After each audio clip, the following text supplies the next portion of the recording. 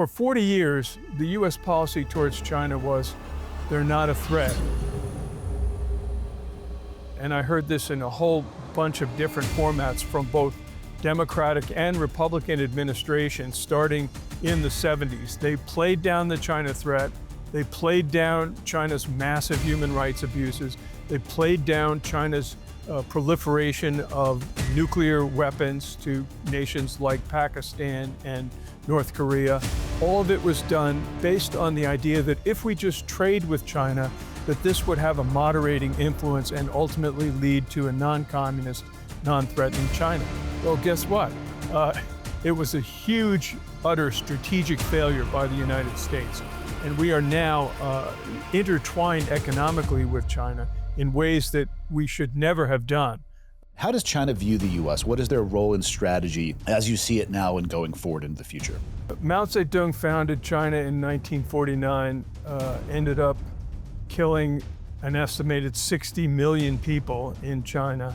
That kind of ended with Deng Xiaoping in the late 70s, early 80s, and he basically saved China from communist ideology.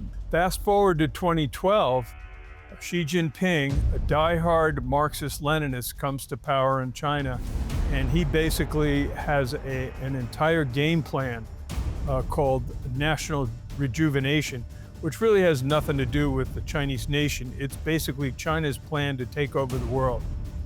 I was fortunate in March to travel to Asia with Defense Secretary Pete Hegseth, and I got a meeting with him, and I told him, I said, you know, he recognized me as somebody that's focused on China for decades, and I told him, I said, China's going to take over the world unless we stop them, and if they do, it's going to be a horrible, horrible world. The threat from China is military, intelligence, diplomatic, economic, you name it, informational, social media.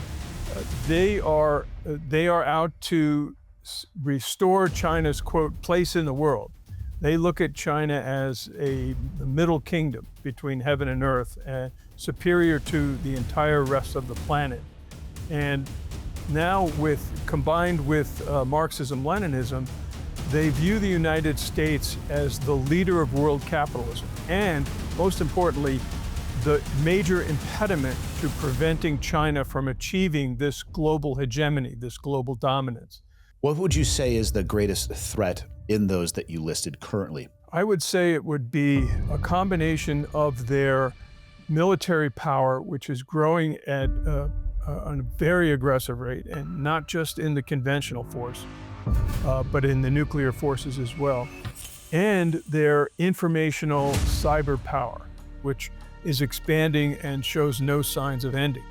Their communist ideology infuses ancient Chinese strategy, which is based on the title of the book, about how China can even deceive heaven in order to achieve its goal. Their buildup is happening so fast, and the level of power is increasing so enormously that the U.S. is required to take some drastic action to counter it.